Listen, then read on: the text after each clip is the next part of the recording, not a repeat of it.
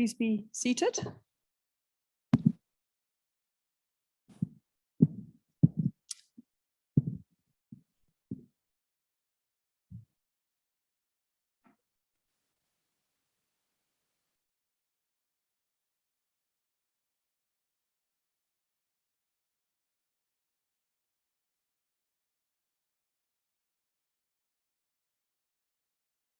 Special occasion, the inaugural lecture of Professor Elizabeth Mavhunga. I'd also really like to welcome everybody online. I believe there's over 100 people online, so welcome. And it's exciting to be able to do these hybrid events because it means that Elizabeth's colleagues and friends from around the world can also join in this special occasion. I'd also like to specially mention Elizabeth's family who are here, her husband, her children, and her extended family. Welcome. I'd also like to introduce the procession. I'm Professor Lynn Morris. I'm the Deputy Vice-Chancellor of Research and Innovation here at WITS. Professor Garth Stevens, who is the Dean of the Faculty of Humanities. Dr. Tabasile Nkambule, who is the Acting Head of School. Of course, our inaugurating professor, who we'll hear from shortly. And then the vote of thanks will be given by Professor Emeritus Marissa Rolnick. So inaugural lectures are really very special and auspicious occasions in the life of a university. It really signifies the fact that we have experts and we have leaders in our academy. And so for WITS to be inaugurating another full professor into its Senate is very special. So that means, Elizabeth, that you will get to join Senate, and it means that you get to have a say in how this university goes forward. Important that it is the highest level of decision-making in the university on academic matters. And so you will be joining Senate. But this evening is really, I guess it's a rite of passage because it's a chance for you to tell us about your work and to profess to a non-specialist audience about the impact of your work and to tell us also about the future and where you you plan to take all of this. I also want to say on a personal note, I'm fairly new in this position, and Elizabeth was my first promotion. So I feel particularly proud that she's here, and we're going to hear from her and to hear about her wonderful work. So I'd now like to invite Prof. Garth Stevens to introduce Elizabeth.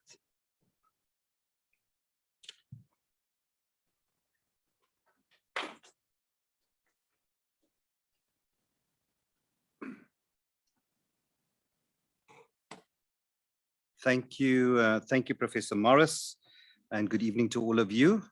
As Dean of the Faculty of Humanities, it is my absolute pleasure, of course, to welcome you all here this evening as family members, as friends, as colleagues, as members of the WITS community, as guests, both virtual and those of you who are present in the room this evening.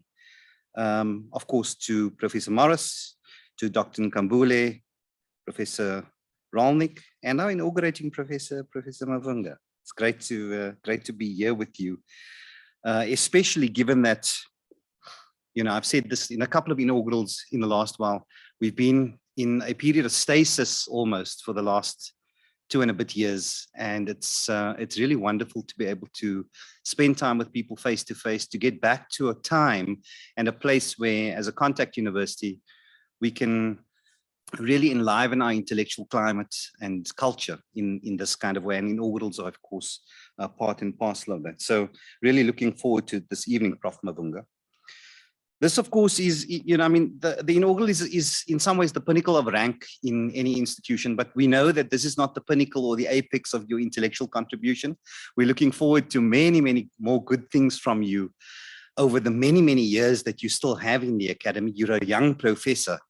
And as a young professor, we hope that we're going to see many, many, many more things coming from you. I think that, your inaugural this evening, we're all looking very much forward to this inaugural, but just to say that inaugurals are also a time for celebration, and they are a time for celebrating not only your rank in the institution, but also all of the contributions that you've made to the academy. All of the contributions that you've made to your field, and there are a significant number. With that, I'm going to not spend too much time pontificating. I'll rather just introduce you and we'll get on with the business of this evening, and that's to listen to you. So by way of introduction, Elizabeth Mavhunga is a full professor and rated researcher in science education in the Wits School of Education here at Wits University. Her research is focused on developing teacher professional knowledge for teaching the difficult science content using a theoretical construct called topic-specific pedagogical content knowledge, also known as TSPCK. Her research contributions in this area have been acknowledged with 2 prestigious awards from the 2 national science professional bodies, SAMSTE and SACI, respectively. Internationally, Elizabeth's work has contributed to the development of the famous model for describing teachers' professional knowledge called the Refined Consensus Model of PCK, or Pedagogical Content Knowledge, and is cited widely. Professor Mavhunga now leads a research team pioneering the digitization of TSPCK. The digitized TSPCK empowers teachers to design and create engaging digital science lessons in formats such as teaching videos and animations, the much needed skills for the 4th industrial revolution. She has graduated a number of postgraduate students, delivered plenary talks at international conferences, and authored several book chapters and journal papers in accredited publications. It is my pleasure, Professor Mavhunga, to invite you to deliver your inaugural address this evening, titled "The Path Trodden by Science Teacher Professional Knowledge Towards Digitalization." Thank you.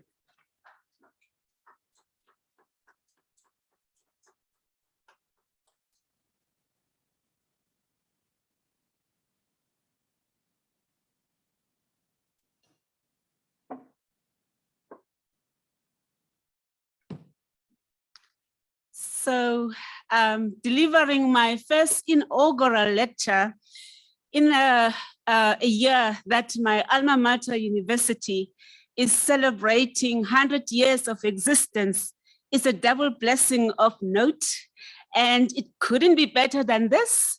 And I thank God for this moment.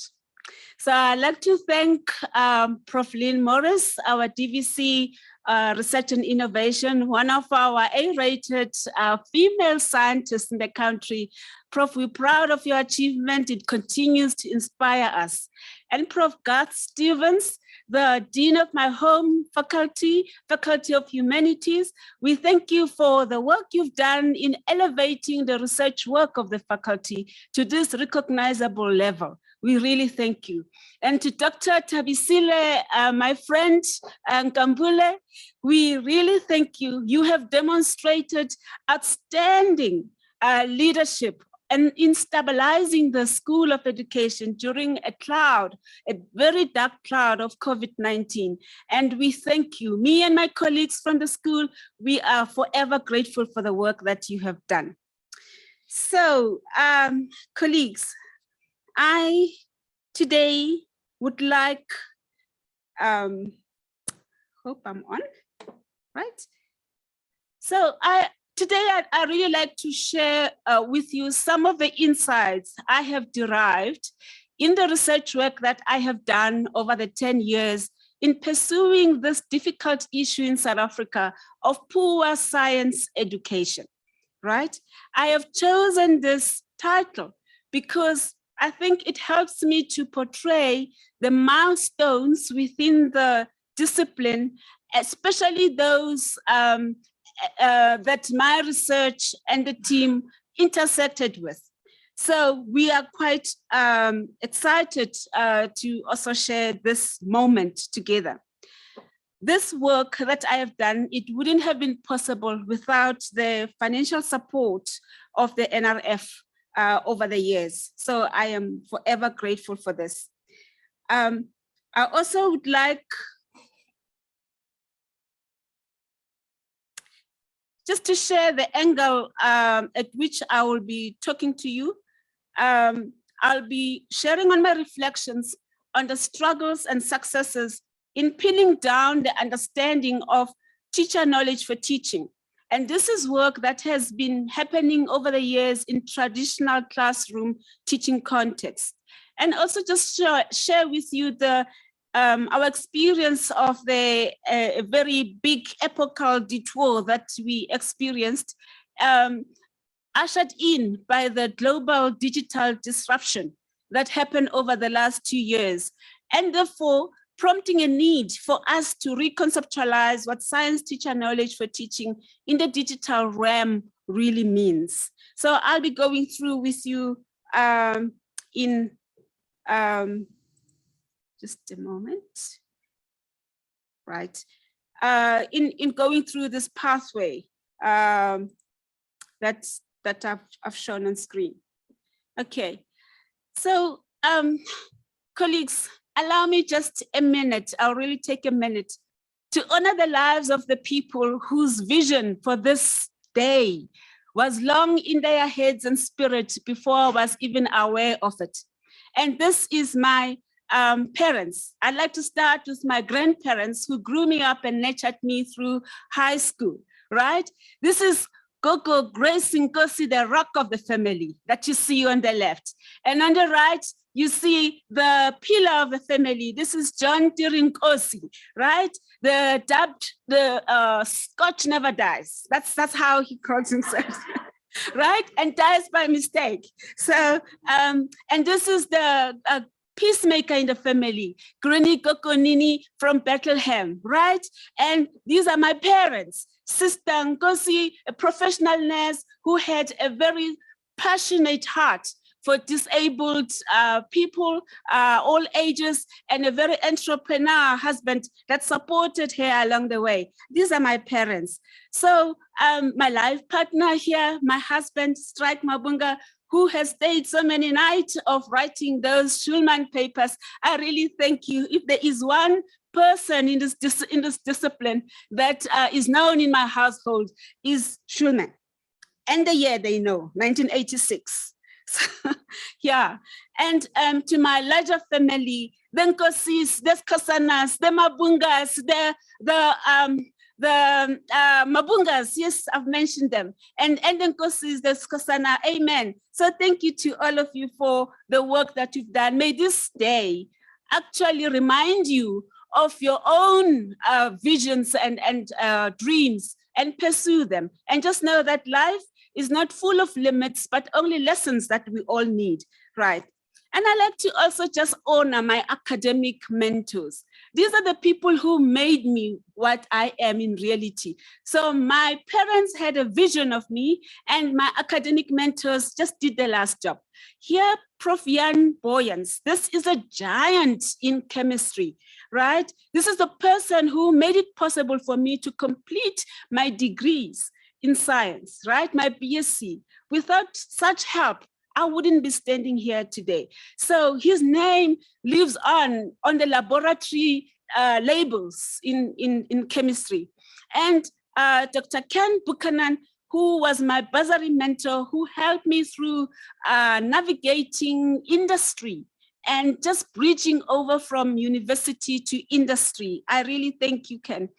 And Prof. Bradley, this is the professor who introduced me to science education and helped me to go through my master's. So I'm so ever grateful to these giants in education. And he handed me over to Prof. Marisa Rolnick, who polished me up to have a PhD, and therefore of the work that I'll be sharing to you today, right? Colleagues, this particular graph sums up the force that drives the work that I do. It is a graph that talks to the performance of learners at grade 12. And you can see that it has been actually having a particular pattern over the years that has been consistent. What you see, these first 4 graphs that are quite high in values into the 70s, these are numbers of our students who have achieved about 30% in that examination, right? About 3/4 of them have achieved about 40%. And only 7% of these numbers are actually passing in quality of note that allows them to enter higher education. This is the issue that has been driving me, and this has been the issue of concern for the research that I've done. it is an ugly remnant, this particular pattern, that is presenting itself to be quite difficult to break, to reach the numbers that we would like. The next slide that I'm showing you actually is just the overall in education, overall performances, not only in science, just overall performances, and showing you the numbers out of about 500 numbers who pass enough to enter higher education degrees. So this is of concern. So my research really focused on this and asked the question, what needs to be done? Because the issue is, when those patterns of performance are shown to the world asks about who are the teachers of these students and those who prepare them. Who are the preparers of such teachers? So we are not exempted from being seen by the world as wanting. So my focus has been placed on pre-service teachers, primarily because of the resources, financial resources that we've got. I saw this as a better place to have better impact. And also, if you look at the existing analysis of the in-service teachers who are in the system, a large number of them are over the age of 45, which means soon they will be into retirement. So pre-service teachers, and these are student teachers, they give us the future. They give us the probability of making impact and break that cycle that we saw earlier. So in my research, one of the things that we have done, we have looked at the past. What do past reviews on teacher development in South Africa teach us? Our own education researchers, Clark and Shalem, have lamented over the reporting on this issue in the period of 2007 to 2016, that the reports have paid very little attention to providing theories of schooling and development, the why, the improvement that has been seen by the interventions work. The need to understand that is very important, to know the whys, to know the how, because we want to sustain that positive development that have been seen. Others, Said and colleagues, have mentioned that it is important that when we look at initiatives to solve this problem, we need to look at initiatives that are very close to the instructional core, where teachers are delivering their lessons. Taylor and colleagues as well also indicates the importance that we need to understand deep knowledge structures of what we do. The teaching, the actual knowledge of teachers, we need to understand it in such that we understand its structure, and therefore we can do something about it. So this has really attracted me then to a theory, an idea that came with Schulman. You've heard me mentioning Schulman, an American educational psychologist who came and described the expert knowledge that teachers has as being a very special knowledge, right? And he described it as pedagogical content knowledge. And this was actually the start in the path that I'm talking about, a milestone. It was a milestone that of significance to the field, right? So one of the things that he did, Schulman described teacher knowledge as characterized in a sense that it is so special, it's different, and it goes beyond just knowing subject content knowledge into that realm of teachability of that subject, right? And he described it as a specialty, a gemein of teachers, something that belongs to them specially, okay? Because it allows them to take what they understand, the content knowledge that they understand, and transform it for learners to understand, right? So Schulman tried to describe for us what PCK is. And he mentioned that it is a blend of two big knowledge domains, two types of knowledges. The first type being the pedagogical knowledge, and the second one being content knowledge, right? And it is at the blend where these two are blending, are meeting, that PCK gets seen. The best I can explain this to you is to think of it as that is the content, what I know about a particular subject like physical science, and also pedagogical content knowledge being I know how to teach physical science. And the first one, pedagogical content knowledge, PK, being I know how to teach generally. So the interest that I had was more in actually in the PCK, in the I know how to teach physical science. But this was still a challenge because PCK sounded very broad still, right? And also it sounded very tacit, very slippery to catch and understand. And we needed to understand it more. So since the inception of PCK, what happened in the field, we had so many models. Hundreds and hundreds of scholars started to implement and run their research based on PCK. So all these models are supposed to describe what is PCK. And this was a challenge because what is PCK then, if it depends on, you know, who's the scholar is. So, and including us, this model that you see at the bottom was the work that we did, all right? So, I just want to get my pointer.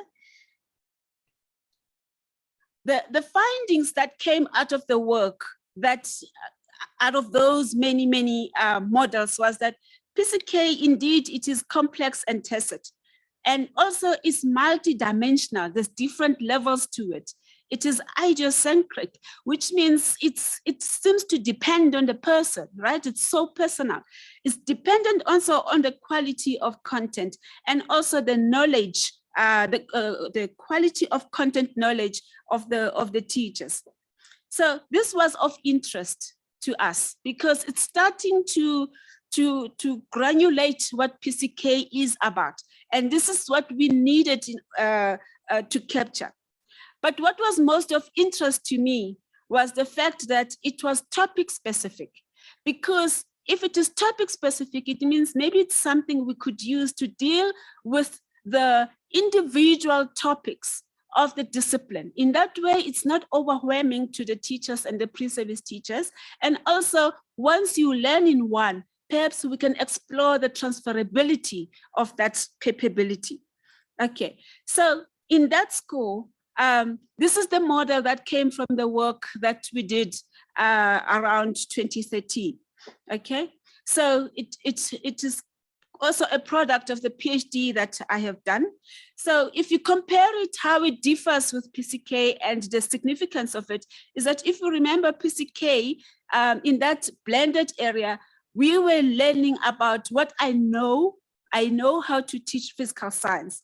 But with this model, it was giving us a frame and terminology that we could use to describe what it is to teach a specific topic, like chemical equilibrium, for example. Okay, so at the essence of this model, you will notice that if you look at the components that are in there, and I've just made them a little bit bigger for you on the side to see, is that these components are very close to the content. They are content specific. They are not content themselves, but they describe elements of content that helps us to think about the content in order to teach it. And when used together, they become a very powerful framework of considerations that the teacher could do to structure their explanations. Okay, and what it meant actually for us, it meant, for example, we could now help our student teachers to construct explanations that are good, and not good because by chance or depending on the talent of the student, but we could be consistent because we have a framework of reference that we could use. So a particular explanation that the teacher does an expert teacher does, like the one I've just shown in here. I don't expect you to read all of it, but this is typical of what an expert teacher would say in a classroom, okay, verbally, right? So behind this particular explanation, we could now start to see a structure, right? And actually see the interaction of these components that are making up the structure of the knowledge that informs the teacher to produce such an explanation. Okay, and this is what we tried to capture. If we could capture that, on what structure do expert teachers rely on to develop their explanations, right? And if we could capture that, we could therefore be able to teach it sustainably, repeat it, and not rely on chance. Okay, so that was a major breakthrough, I think, in terms of the research that we've done, that these components seems quite familiar to almost everyone, right? And also these components don't seem to be overwhelming, and their interaction quite seems to evolve as teachers grow. So what we did, we used these components, and particularly we tried to teach our student teachers the ways of using these components in an interactive way in constructing their own teaching. So what you see here on screen, this is a class, it's a methodology class in the 4th academic year, physical science. These are student teachers who are aspiring to be physical science student teachers when they graduate. So this was one of the topics, the topic of stoichiometry. And also what was quite significant at this point is that we introduced these students while they were still undergraduate to doing research, meaning to be quite aware and conscious of the knowledge that they are learning, the structure behind the explanations that they are providing, the structure that they could use in engaging a new topic that have not been taught to them. And it's quite, I need just to point out that at this point, when they were presenting and creating these, we call them micro lessons, presenting these mini lessons to us, they were using topics that were different from the ones that we taught them. So here you could actually see growth, and here you could see development and understanding behind the work that they do. Of interest to us was also how they use what we call sub-micro representations. This is what you see here. Still under the topic of stoichiometry, what you see here is a way of explaining a simple concept like dilution. Okay, what does it mean, right? And in using these representations that are useful, one can see just a change in volume, but the same number of particles that are in the solution. So this was quite one of the visible traits of the lessons that they were delivering that starts to make meaning. We also followed them into schools when they do school practice. And actually, I want to just, I'll share a story just after this. But the point I want to show you about this is that in the absence of all the important equipment in schools, the schools that only have your board and the chalk, one could see some transformation on the pictures of what is shown on those boards. First of all, you start to understand processes of chemistry using these subparticles. The one that you see at the end is some idea that you have particles that are different. They will have energy, they will move, they will break, and they will form new substances. This helps learners not only to talk about chemicals as an abstract file there in the absence of actually having the substance in front of them, that they start to develop mental pictures of what actually is happening behind reactions. And this is the kind of understanding that we want to develop. This is the kind of understanding and meaning that we want our students to understand in science, the meaning behind it, right? So I think also what I want to share is the impact of this within the field. This is in the global community of science education. In 2012, a PCK summit was instituted or was presented, and it invited basically the best of the best, if I can say it, of science education researchers, the kind of researchers that you see on the PhD theses, the kind of researchers whose work is seen in many of the journals. And the idea was to deal with this issue that in science education, we seem to have so many models that are talking about the structure of teacher knowledge. And we needed to come to some agreement on what do we mean, right? As we belong to the same field. And in this picture here, you might notice some people that you know maybe. This was in Colorado. And amongst these people were people from the different countries, only two taken from a country per se. In this case, this is me and Professor Rolnick, who was my supervisor at the time. Okay. So what actually happened that really made the impact that I'm talking about? The kind of impact that I would call the moonshoot, on-target moonshoot, as our VC calls them. The point is, our model, our visualization of what PCK is from a topic by topic version, in consideration of the difficulties that South Africa has, right, was a model that was put on board on the walls and discussed and saw the value of this in a sense that it was helping to provide the community with a way of interpreting what it means, that the understanding that PCK is topic specific, right? For the first time, we could have a way and say, when the teacher knowledge that we're talking about is visible, it is visible only when the teacher is busy teaching a specific topic, and there's certain features we can look for, right? And it was quite a moment of note at this point, and I thank God for this moment. So what happened eventually, so to say, is that one had actually a chance to speak to the researchers that were there, and I just wanted to play this particular video for you. He mentioned this little phrase called pedagogical content knowledge, and it's driven the research agendas of most of the people in this room. Time for one more question?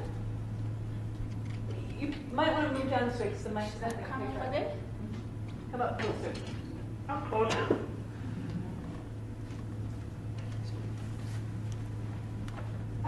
My name is Elizabeth Mavhunga from South Africa. Welcome. I'm a new entrant into this field. I've just completed my PhD pursuing PCK. I just want some clarity. No, you said pursuing it. I was wondering what you...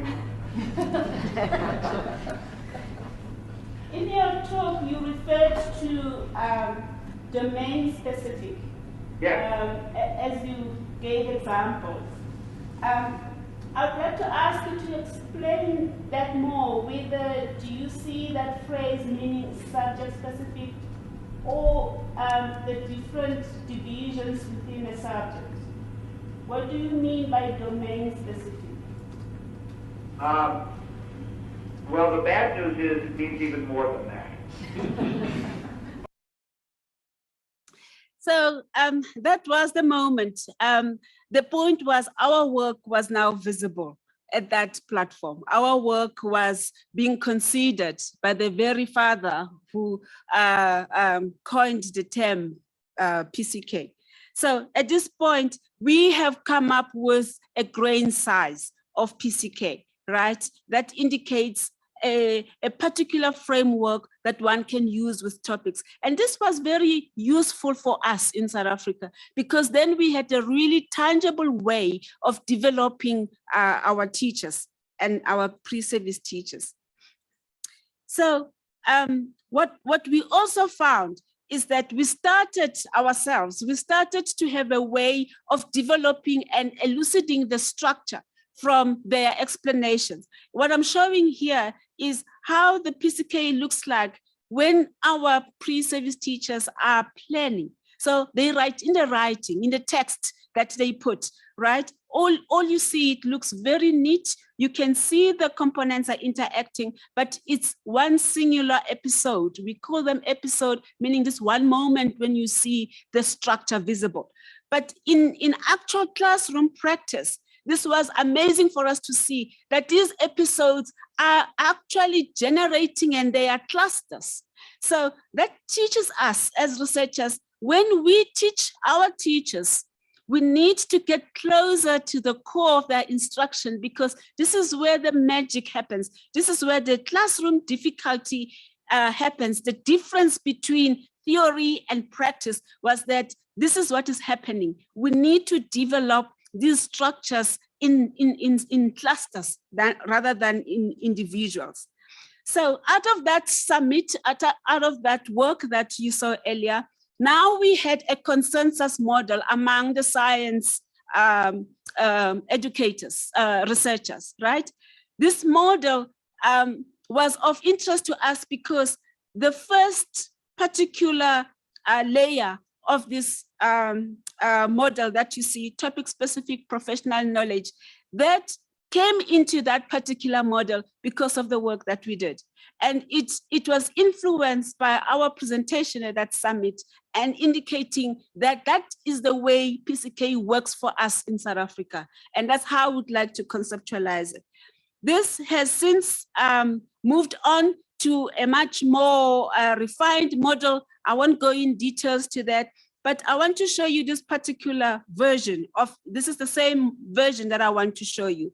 So here is the topic-specific model that I showed you earlier. You can see that it is actually present in the different realms that the teachers do when they're planning, when they're practicing, when they're reflecting, okay? So I'm showing you this because I'm gonna need this particular picture a little bit later, so keep that in mind.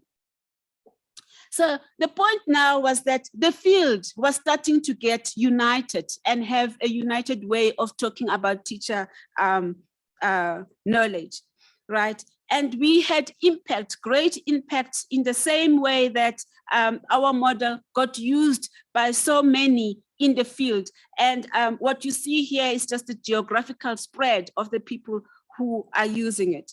But what happened then, the excitement came to a halt quite quicker. This is the epochal detour that I'm talking about. The arrival of digital disruption that came with the COVID restrictions meant all the excitement that we had were coming to zero, because now we had to find ways of taking this knowledge structure into a new realm, the digital realm.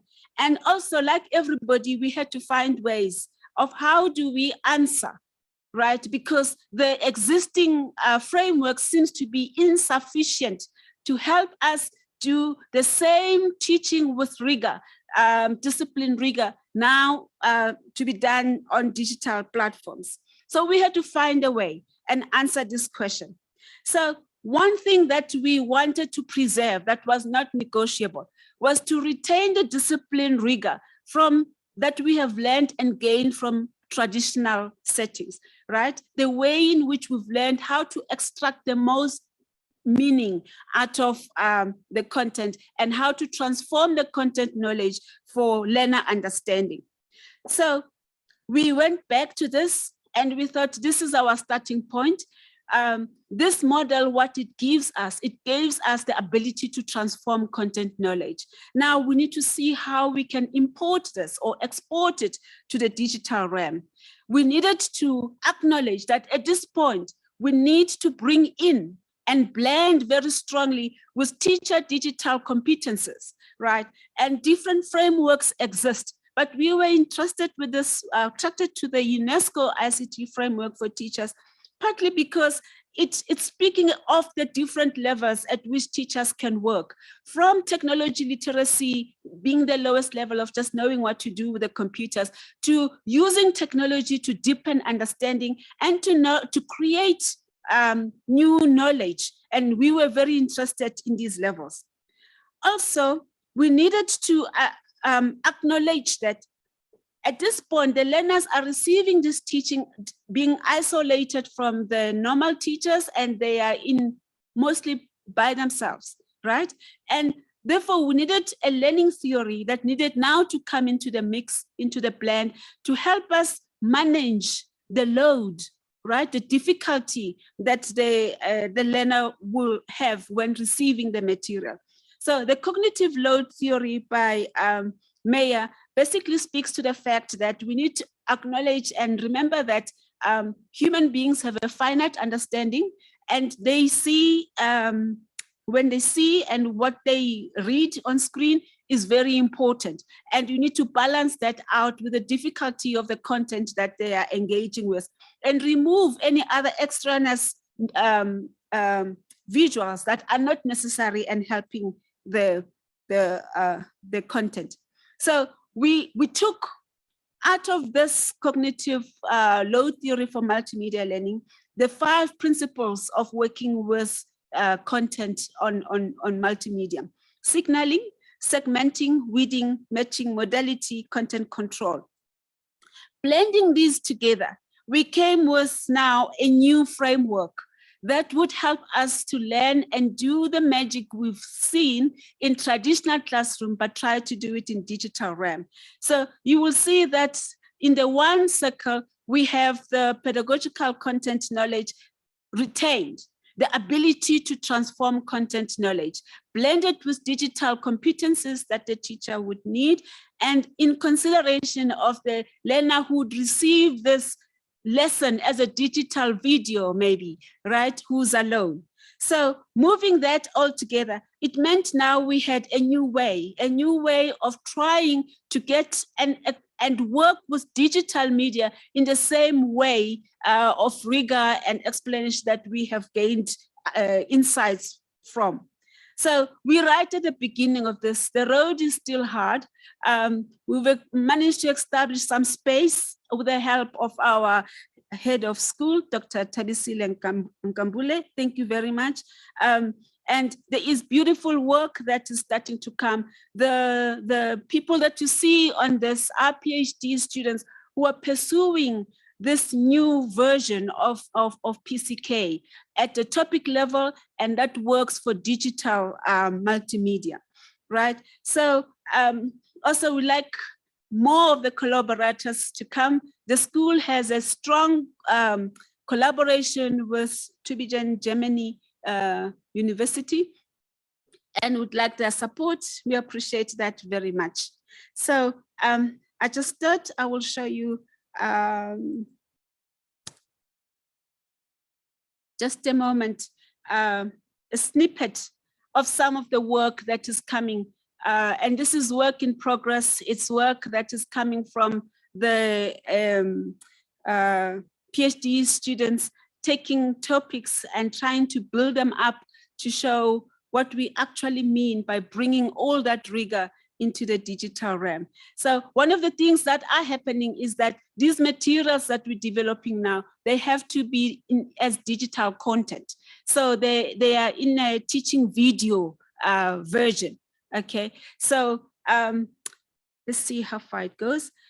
So here I've taken out the audio because I just want to point to you the moments that we took the structure. This is what we have been working on, to keep the structure and retain the structure. The video begins, and the next shot that you will see is what looks like the index. So this is not necessarily the index. It's actually a blend of different big ideas, right? The key moments, the key meaning that we want to be understood by learners from this video. And what this shows you, it shows you the suggested sequence that needs to follow, because they can click on each of those links and it opens up to another video, right? Another lesson. So this becomes, the topic starts to become a set of videos that are segmented, but interlinked together. And also what you see here, you start to see some ways of keeping clutter away, some ways of putting emphasis where, you know, it's needed at most, some ways of bringing together the different levels and different representations that are needed, right? And so there would be an audio that goes with this, right? Different examples that you're seeing here. You see different levels of representation at the equation level, symbolic level, submicroscopic level, and actually what is it that we're interested in this particular case? What is inside that bottle? And in this case, to show where the closed system is actually in the aqueous solution and not necessarily any other, the volume above the aqueous solution. So yeah. And also what you're seeing at the bottom, you might see the labels at the bottom, the states, the physical states of the equation that are highlighting as the teacher speaks at them. We call this dynamic highlighting, because this is important. It's an important notice that the students need to do for the next task or explanation that the teacher will have. Okay, so that's enough just to show you there. In conclusion, so our understanding of the country's challenge is that we need to understand the theories that are there in the discipline enough to extract what would work for us, okay? So in understanding our context, it is not just a matter of adding a bubble or an additional line into theories and say context. It is understanding what context means. In doing so, we offer also the discipline new ways of looking at these theories. We're creating theories that would work for us. I think this is very important. Again, as we enter the technological realm, it is important that we import and safeguard the pedagogical gains that we have learned over the years through research and find ways that technology needs to help us bring these things out, right? Out, and not technology driving us. It's us who need to drive the technology in order to have products that will make meaning. So colleagues, our school is open for collaboration on these projects. We're still young at this, as I'm saying. We're open for support in different ways, collaborations with existing faculties within the school and with other schools. We also pursuing financial assistance in setting up centennial research chairs that would help to bring this transformative education with a digital outlook for our country, so that South Africa is never left behind again, that we are also in pace with the digital globalization. I thank you.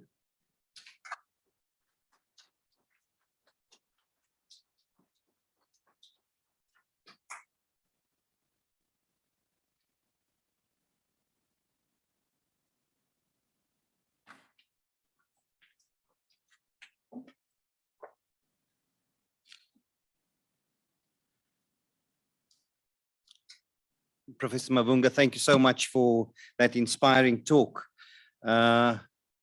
Just before we started this evening, I kind of chatted with you, and like many inaugurating professors, there's a little nerves and little anxiety just before we start. And I said to you, you've got this, this is what you do. And I have to say, you've illustrated very, very aptly this evening that this is certainly what you do. I think you've spoken with the expertise in a very, very compelling way about a subject matter that is not easily conveyed, but you've certainly conveyed that to a non-specialized audience as well as a specialized audience while retaining the kind of granularity of the talk. So thank you very, very much for that. I think that it's also important, you alluded to women in science early on when you referred to Professor Lynn Morris.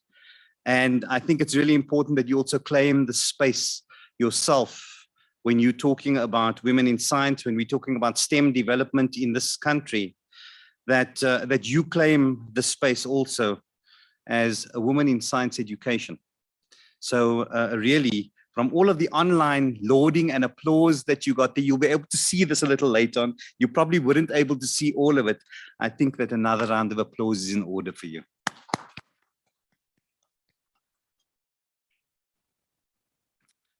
Colleagues, at this time, friends, family, members of the WITS community, those of you who've joined us online, I think it's really incumbent upon me to introduce the person who is going to act as our respondent and to offer a thanks. We often think of the thanks as a thanks to, you know, everybody here only, but it's also a thanks to the inaugurating professor in many ways, to thank the inaugurating professor for the work that, in this case, she's done.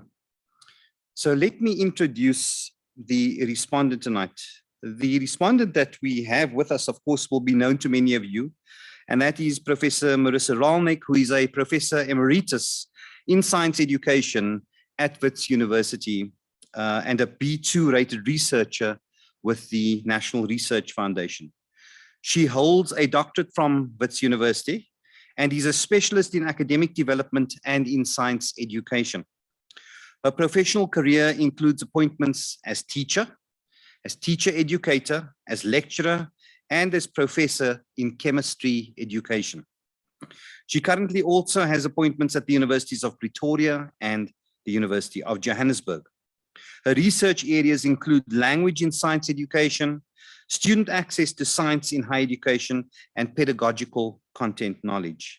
She has published over 70 refereed publications, has received several awards, most recently the Distinguished Contribution to Research Award from the NIRST NAST in the USA.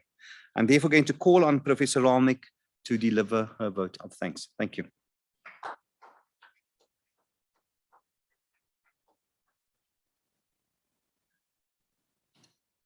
Good evening, everybody. And Elizabeth, I finally know what you're talking about with this digital PCK.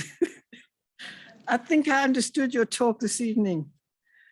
So first of all, I would like to, and it's given as thanks, but it's also acknowledgement and tribute. I'd like to thank Elizabeth for her presentation. I'd like to thank her for being a colleague. And I'd like to thank her for being my student. And I'd also like to thank the audience and the senior staff who have been here for this inaugural address and for providing this opportunity for Professor Mavhunga to deliver her address. I would very much like to give a tribute to her late parents. I never met her father, but I met her mother. And your mother was at your graduation. And if she saw you now, she would be so, so proud. What she didn't say about her mother is that her mother cashed in her pension so Elizabeth could go to university.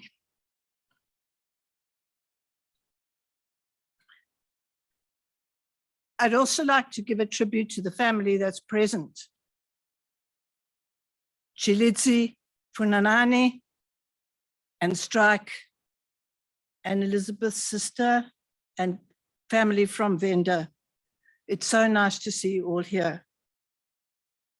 But I think apart from that, I need to provide some contextual background. It wasn't just that Elizabeth was such an excellent student. What she didn't say is, how did I first meet Elizabeth? We were doing interviews for bursaries from Sasol, and they were actually just looking for master's students. And there was this application from this woman whom I didn't know. And I went along to the people at Sasol. I said, would you consider giving a bursary for a PhD? And that's how it all began. And I have to say that 2.5 years after registration, Elizabeth handed in her thesis. I don't know anybody who's been quicker than that. She actually slept with her computer. I have to tell you, I've got firsthand evidence of that. And she she said to me, I haven't got time to sit here studying. I've got children who are going to finish school and they're going to university. I've got to pay their fees. So I've got to finish this thing. And her thinking was so innovative and so pushing that she took the work that we were doing at that time forward so many steps. If you look at some of the models she was showing there, the one where she added on that drawing on the side, that was our model before Elizabeth got hold of it. And when she published her first substantive article, which was her work from her PhD, it went viral. And the interesting thing about it was that it was published in a regional, I call it a regional, a South African journal, the African Journal of Research in Math, Science and Technology Education, which is published by our home organization. Elizabeth is now chair of the Research Capacity Building Committee in that organization. And it's got more citations than any other article in that journal. And it's now being published by Taylor and Francis. It does also have international reach. I'd also like to point out to you that 10 years from PhD to full professor is a very short time. And I can illustrate this by talking about her rating. I don't think Elizabeth would be ashamed for me to say that right now she's a C3 rated researcher. And she's had that C3 rating for 5 years. So I think she's on the cusp of hopefully improving her rating. But the story of how she got that C3 rating was 5 years into her career. She wanted to go for rating, and the comments from the people who vet the applications in the research office said to her, it's too soon. You've got no history. You've got to have 8 years history to go for rating. And then she said, no, I'm going to put it in anyway, because I'll have to wait if I'm unsuccessful and I'll have to wait if I'm successful. And she came back with a C3 rating, which I think was amazing. So where is Elizabeth now? She's a leader of a research group. She has fortnightly online meetings where she gets people from all over the country and overseas to join the meetings. Last week, we had a talk from one of our friends at the PCK Summit, who's in Hong Kong. And she has people talking about all sorts of subjects. She has divergent ways of thinking that just go all over the place. And sometimes she leaves me behind, I must say. Finally, I'll allude to the content of her talk. As I said, I now understand it. And I think without Elizabeth, my own career wouldn't be where it is today.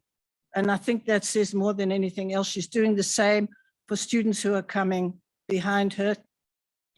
And thank you very much, Elizabeth, for what you've done for me and what you've done for South Africa.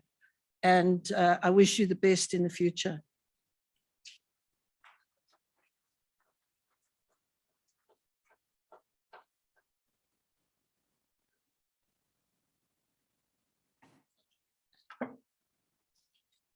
Thank you. Thank you very much, Professor Rolnick, for, I think, a very personalized response to Professor Mavhunga's inaugural lecture this evening.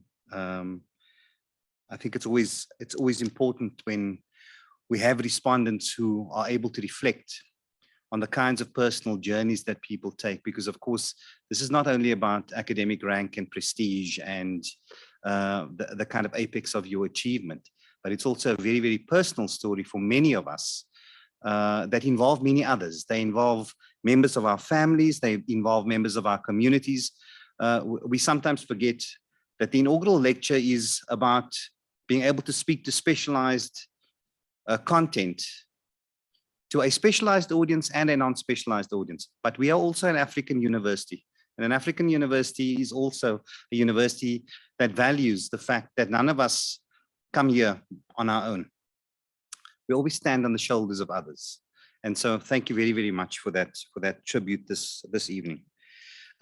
Colleagues, as always, it's a pleasure to listen and to learn from others who are our colleagues inside the faculty, inside the institution. I alluded to the fact earlier on that, we've been in a kind of lockdown or semi-lockdown for many, many months. And so this is always a pleasure. It's a pleasure to be able to spend an evening like this. I know that sometimes we think, it's an inaugural at 5 o'clock and it's going to end at 7 and we're only going to be home at 8 and so on. So people have these kinds of thoughts when they think about the late days, but actually it's always a pleasure to listen to colleagues. And Elizabeth, it's been an absolute pleasure to listen to you this evening. I think really, really thrilled to have you as a member of Senate, as a member of the professoriate, the full professoriate, and as a colleague in our faculty, and we look forward to many, many more inspiring moments from you in the future. To all of you who've joined us online this evening, to all of you in the venue this evening, I really just want to extend my thanks to all of you. Thanks to the procession, thanks to the technical staff who've supported us this evening. Thank you for joining us and really making this a celebratory and a special moment for Professor Mavhunga, but also for all those associated with her. And so with that, I think we are probably at the point where I can conclude the proceedings this evening. I know that this is a kind of emotional, sensorial moment for the inaugurating professor. So I'm going to give her an opportunity to just kind of compose and so on, but really to say thank you again, Professor Mavhunga. It's been a fantastic way to spend a few hours with you and with others.